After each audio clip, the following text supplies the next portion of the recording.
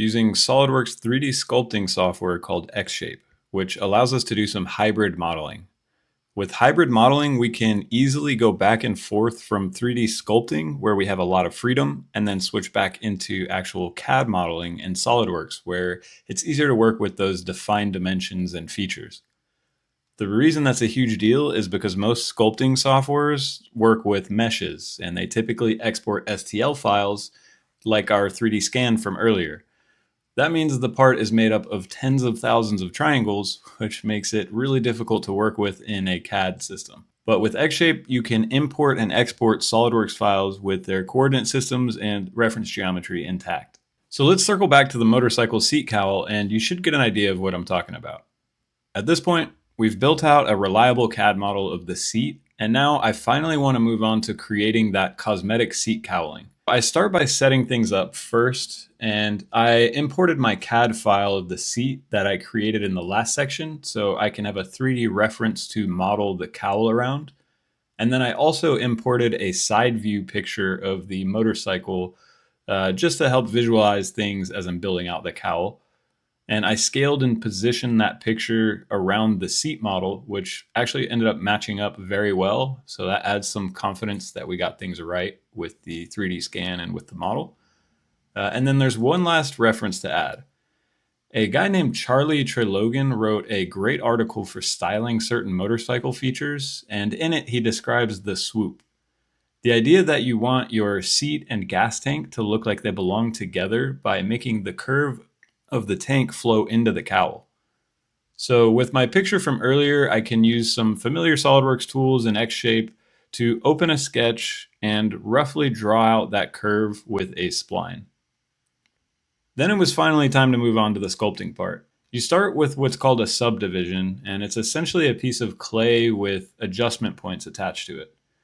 You can push and pull on those points, edges, or faces to mold out basically the shape that you want.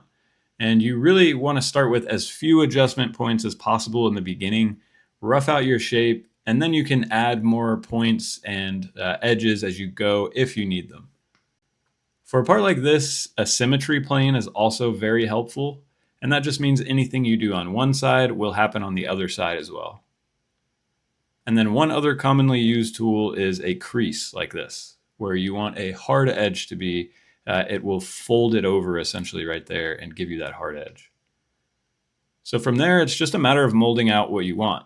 And I ended up playing around with that for quite a while, just trying different curves and shapes. And at this point, I decided I needed another adjustment area.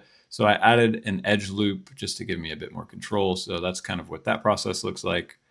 And then further on, I could see that my cowl wasn't formed around the seat very well. So I made it transparent just to get those areas formed out a bit better. And then I kept working on things. And again, I had no idea what I wanted from the start of this, but I ended up with something that was sort of a cross between a cafe racer cowl and a more modern sport bike cowl, which works pretty well because that's kind of what this motorcycle is anyways. But once I was finally happy with that shape, I exported it as an SLD XML file that I could open in SolidWorks and do some final cleanup, like indenting the shape of the seat from the cowl and giving it a small offset just to help it fit a bit better. I have a few other ideas for the seat, but I'm going to end the design part here just so I can talk about a few other resources. We have a few XDesign YouTube videos, but the best resource I found by far for getting started with XDesign is SolidProfessor. SolidProfessor is sort of like YouTube, except for falling down a rabbit hole there, you get certifications and not a bunch of cat videos. It has step-by-step guides for all kinds of engineering-related topics, but more specifically, SolidWorks, Mastercam products like we're working with here.